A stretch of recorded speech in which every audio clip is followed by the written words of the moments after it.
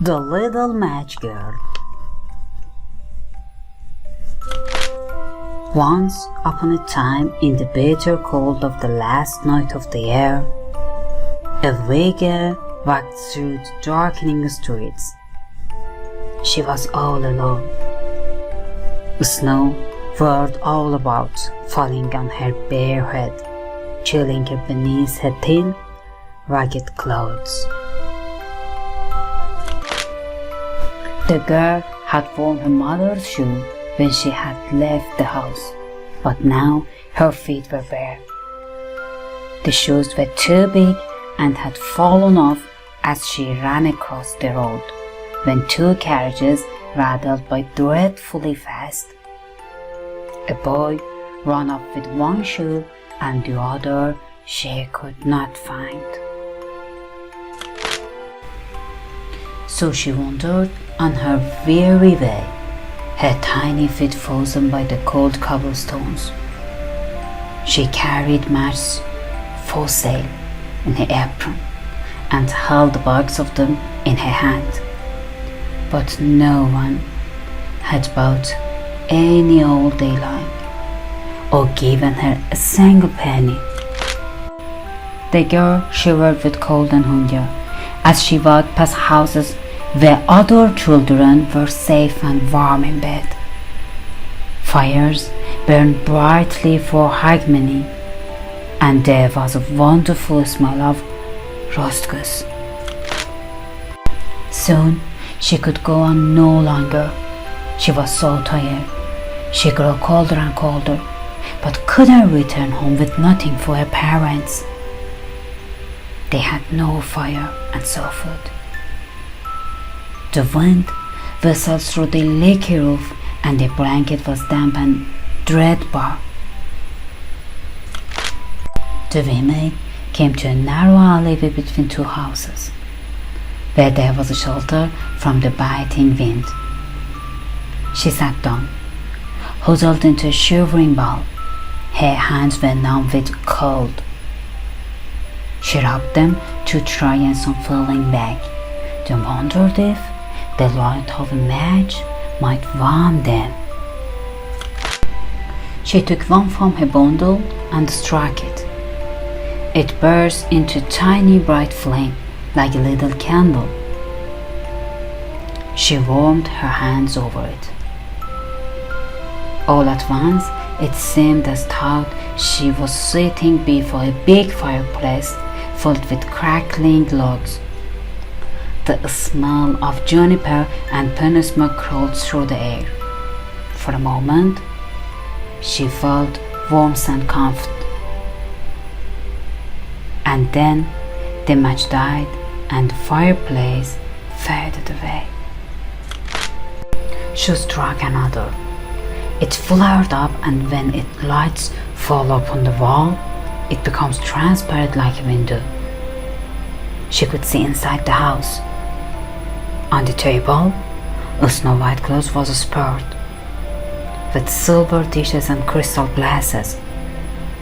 A roasted goose sat in the middle, stuffed with apples and dried plums. The girl lit a third match. Suddenly, she was sitting under a glittering Christmas tree, the most beautiful she had ever seen. Thousands of candles burned on its branches, and gold and silver bubbles shone there like jewels. She reached out her hands towards them. But the match flame flickered out, and the tree lights rose up into the air, becoming stars. One shot across the sky in a long trail of fire. Something is dying, thought the wee girl. Her old grandmother had once told her that when a star fell down to earth, a soul rose to heaven. She struck the fourth match, and in its glow her grandmother appeared, clear and shining. She had died years ago, but in the magic light, she stood there, as kind, as lovely as the girl remembered. "Oh, grandmother, please take me with you," she cried. I know you will disappear when the match burns out. Just the fireplace and the roast goose and the Christmas tree." Quickly, she struck a whole bundle of matches to try and keep her grandmother with her. The light was so brilliant, it seemed brighter than the sun.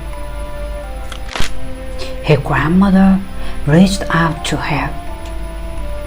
She took the wee maid by the hand. They flew together up into the sky, into the stars, where she was no longer cold and no longer hungry. The next day, at the cold hour of dawn, a passerby found the poor girl in the alleyway. At first, they thought she was asleep, for this was a rosy glow in her cheeks, and she seemed to be smiling. But they could not wake her. She was stiff and cold, frozen to death in the winter's night.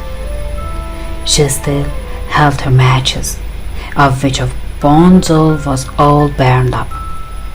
The New Year's morning sun shone on her wee face. She only wanted to warm herself, the people said. If only we had shown her some kindness and welcomed her into our homes, or bought her matches. But it was too late. No one would ever know the beautiful things she had seen, or that her grandmother had come to lead her away from the dark and the cold, or that the wee-match girl was the first that New Year to cross the threshold to a warmer and happier place, a land of stars and everlasting joy.